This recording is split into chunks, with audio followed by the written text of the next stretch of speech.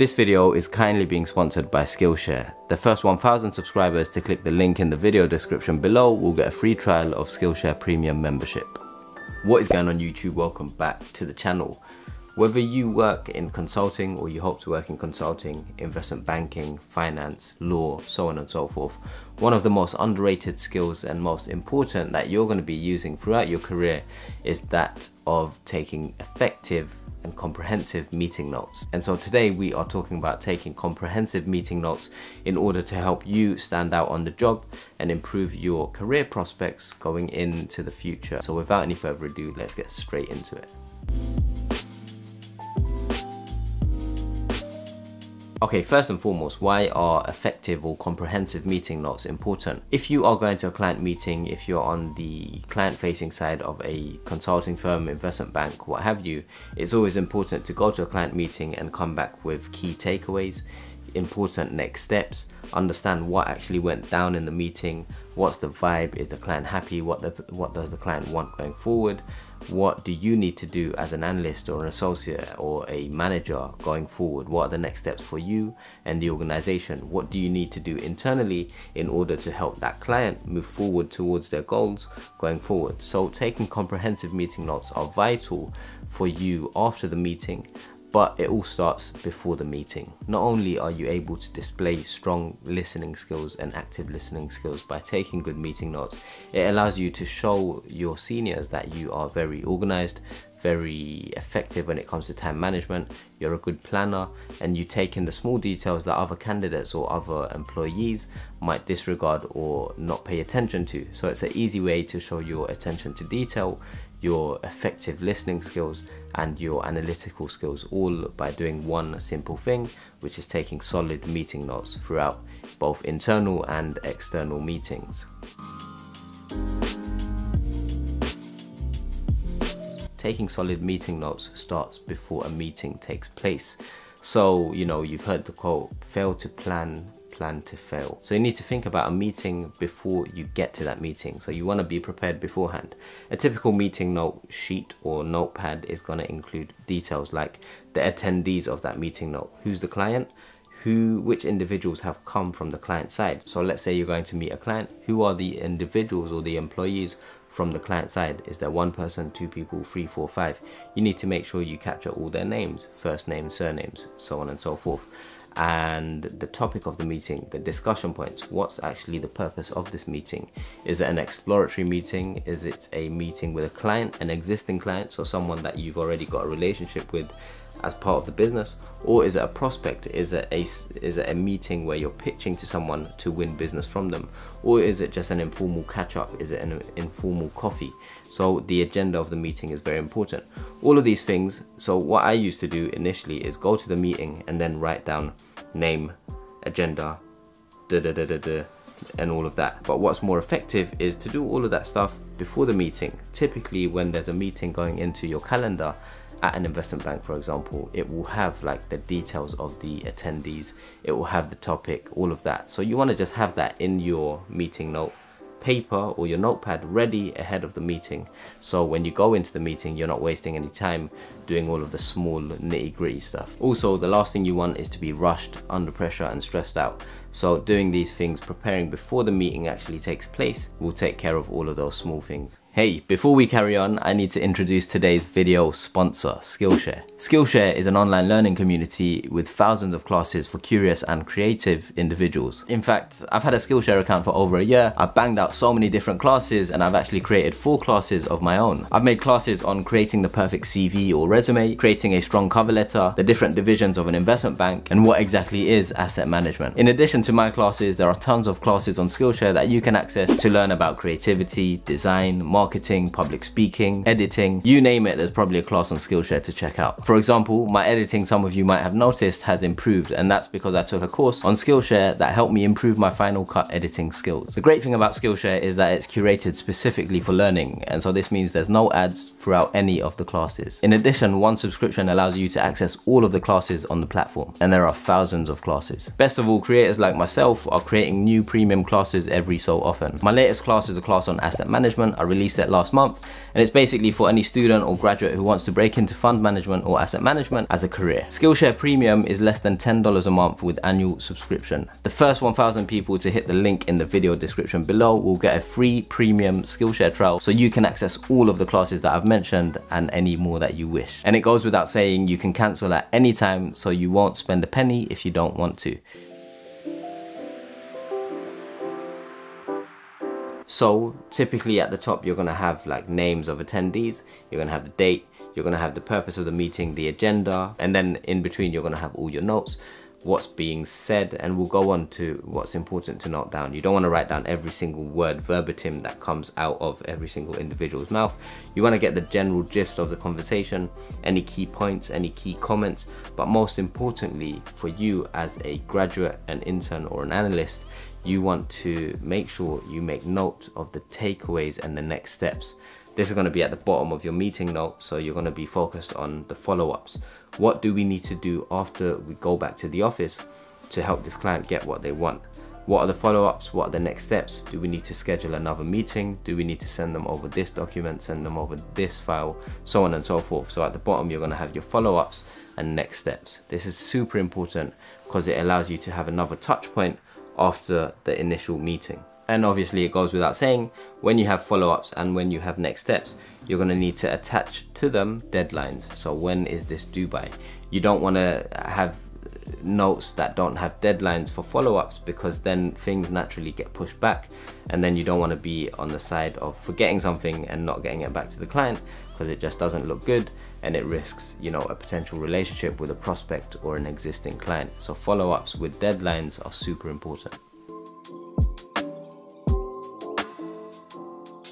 Next point is, you don't need to write every single word that's said in a meeting. One, it's just inefficient. Two, it doesn't serve a real purpose. And three, it's gonna kill your arms after you finish the meeting, because you're constantly writing and it's just, there's no point. So I used to do this as an intern. I went into a meeting, wrote word for word everything that was said in an hour-long meeting. Went over my notes later and it was just like, it was a waste of time. So what's more important, or what's more effective, is you want to split your notes into 4 sections. You've got issues, you've got decisions, action items or follow-ups, and you've got questions. So this will allow you to kind of categorize anything that the client says, and you can bucket it into the specific area of that meeting notepad. This will allow you to have more organized meeting notes, and so when you refer back to them later on, you can just get to what you need to, rather than going through 5 pages of word for word notes that can often be quite confusing. The key thing with meeting notes is keeping your sentences short and to the point. If anything, you can use bullet points. You want to, once again, get the general gist of the meeting and important points rather than writing an essay. Meeting notes should focus on what comes next. So the point of a meeting is essentially to focus on an outcome, and outcomes typically come in the future. And so that's why your meeting note should focus on what comes next. What do we need to do next in order to help this client achieve their goal, solve their issues or concerns, or answer their questions? So don't do this one thing that a lot of people do, is go into a meeting, not take notes, and think they're going to remember everything and, you know, memorize the 3 or 4 action steps, and then you leave the meeting and then you forget 1 or 2. It's not effective, it's not efficient, and it can be costly to a relationship, to business, and to you and your role and your reputation as an employee at an investment bank, consulting firm, so on and so forth. So always think about next steps. What is the client asking for? If their client doesn't ask you for anything, or if they don't really point towards any actionable next steps or have any questions, have a list of questions that you can ask them. Have a list of points, any questions, any concerns that are worth mentioning in the meeting, so you can focus on, after this meeting, the next step is to do this, this, and this. Okay, so once the meeting is done, what do you need to do? Don't go to your desk and then move on to something else, or don't go off the desk and do something else. Make sure you go on the desk, enter the details of that meeting note immediately into your relevant CRM system, because if you don't do it straight away, it's going to be one of those tasks that you put on your to-do list and it just keeps falling down and lower down the list, and then eventually you're going to forget about it, or you're not going to do it, any justice. Also, it's important to do it straight after the meeting if you can, because all the information is fresh in your mind, and so that will just help the input into the CRM system, the customer relationship management system, be a bit more clean, a bit more detailed, and it's one thing off your to-do list, right? So it's always nice to just get things done and out of the way as soon as possible. Another thing that you should do ASAP after the meeting or at the end of the meeting is summarize the meeting, the general vibe, the general gist. Was it a positive meeting? Was it a negative meeting? Was it a neutral meeting? What was the main, vibe of the meeting? How did it feel? You want to write down a brief summary, so a paragraph of what actually went down in the meeting, the key points that you touched on, key points that you covered, key concerns or questions that the client had. And you want to summarize this because oftentimes as a junior employee, for example, you might be, going to client meetings can be seen as a luxury because, it's some firms don't let junior employees go to client meetings so early on in their careers. Some firms do. But if someone asks you, oh, you went to this meeting, how did it go? What happened in this meeting? You want to be able to kind of briefly summarize what happened, what went down, as opposed to being an employee who, when asked the question, how was that meeting? You don't really have an idea of how it went even though you were there.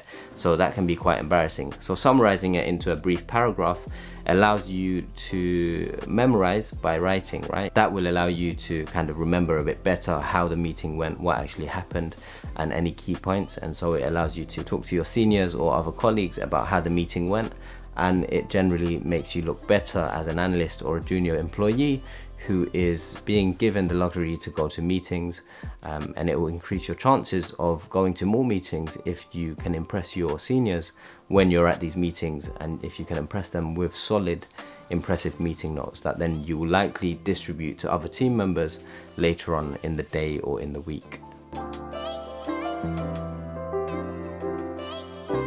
Now, some of you might be wondering, can I record a meeting? Like, can I voice record? It's imperative that you ask the client's permission, because otherwise you can get in a lot of trouble. You can get your organization in a lot of trouble. So you can, be sneaky, but it's not recommended. I wouldn't personally recommend that because there's just no point. There's too much risk. You can probably get fired for doing that. And a lot of these meetings, there's a lot of confidential information being said and passed around, and so it doesn't make sense to record it. There's not many times where you would actually record a voice note in a meeting, so it's better to go prepared with a pen and a paper. Some people take an iPad and they type on the keyboard on the iPad, or they have a keyboard and they type, or a laptop, and it can be quite distracting because all the noise on the keyboard. On the iPad, I just find, me personally, pen and paper, old school, it's the most effective way for me. It's efficient, it works, but some people like iPad and that works for them. Find what works for you. But end of the day, you don't want to be distracting to the client, you don't want to be distracting in the meeting, and you want to be respectful of people's privacy within that meeting. So keep those things in mind, and you will be on your way to writing comprehensive, solid meeting notes that will impress your seniors and your colleagues, and hopefully get you in more meetings. And essentially, you want to be in more meetings because you learn more from being in meetings and absorbing how the client and how your colleagues are interacting and conversing in those meetings, because essentially if you're in those roles, you're going to climb to be in those senior positions, hosting meetings later on in your career. Okay, that was a very quick guide on how to help you write more comprehensive meeting notes, whether you work for an investment bank, consulting firm, law firm, finance firm, so on and so forth. Hopefully those tips were useful. If you want to explore other grad advice videos, check out some of these. Hit subscribe if you're new here, and I will see you in the next video. Peace.